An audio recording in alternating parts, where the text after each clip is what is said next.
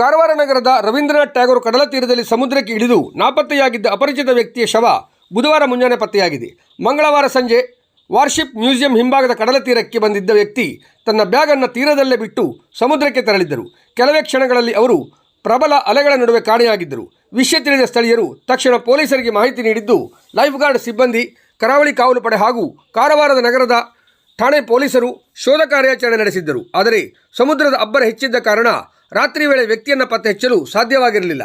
ಬುಧವಾರ ಬೆಳಿಗ್ಗೆ ದಿವೇಕರ್ ಕಾಲೇಜು ಹಿಂಭಾಗದ ಸಮುದ್ರ ತೀರದಲ್ಲಿ ಶವ ತೇಲಿ ಬಂದಿರುವುದನ್ನು ಸಾರ್ವಜನಿಕರು ಗಮನಿಸಿ ಅಧಿಕಾರಿಗಳಿಗೆ ಮಾಹಿತಿ ನೀಡಿದ್ದಾರೆ.